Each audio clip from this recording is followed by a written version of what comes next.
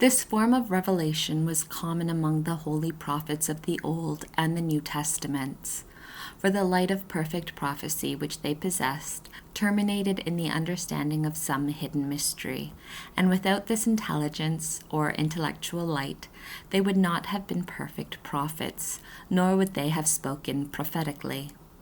Therefore, they that do or say something prophetical, as for instance Caiaphas and the soldiers refusing to divide the garment of Christ our Lord, although they are urged to these things by divine impulse, are not prophets in the perfect sense, for they do not speak prophetically, that is, with divine intelligence and light. It is even true that the holy prophets, who are prophets in the real sense, and who call themselves seers on account of the interior light by which they see secret things, can perform some prophetic actions without knowing all the mysteries included therein, or even without knowing any of the mysteries. But in such cases, they are not to be called prophets in the same sense as when they prophesy with a supernatural understanding of things.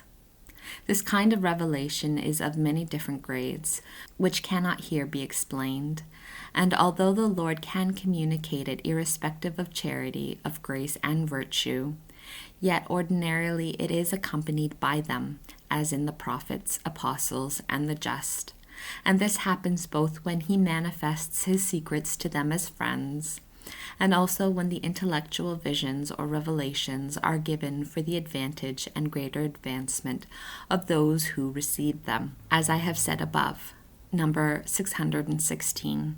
Therefore, these revelations demand a very excellent predisposition in those souls who are to be raised to them, and ordinarily God does not communicate them except when the soul is in a state of quiet and peace, withdrawn from the earthly things and well ordered in its faculties for the workings of the divine light.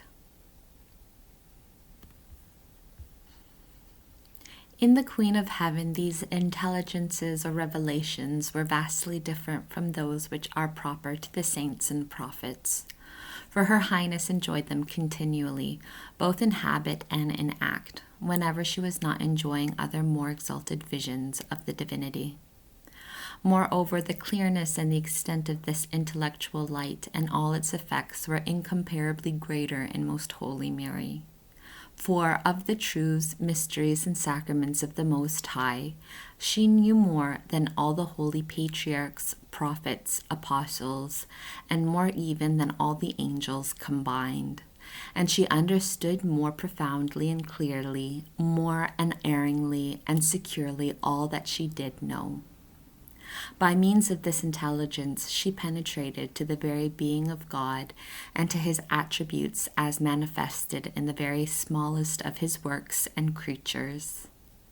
Not one of them existed in which she did not perceive the participation of the greatness of the Creator and his divine foresight and providence. Most Holy Mary alone could, in the fullest sense, say of herself that the Lord had manifested to her the uncertain and occult things of his wisdom, as recorded by the prophet. It is impossible to describe the effects of this intelligence in the Sovereign Lady. This whole history must serve in a manner to declare them. In other souls they are of wonderful advantage and efficacy, for they illumine in the highest manner the understanding, inflame the will with incredible ardor. They undeceive, disentangle, elevate, and spiritualize the creature. And at the same time, they seem to lighten and subtilize even the gross and unburdened earthly body in holy emulation with the soul. The Queen of Heaven enjoyed in these visions also another privilege, of which, however, I will speak in the following chapter. Imaginary Vision of Most Holy Mary, the Queen of Heaven. In the fourth place must be mentioned the imaginary visions which are produced by sensible visions, raised or set in motion in the imagination or fantasy. They represent the object in a material or sensitive manner, in the same way as are represented those things we see, hear, touch, or taste.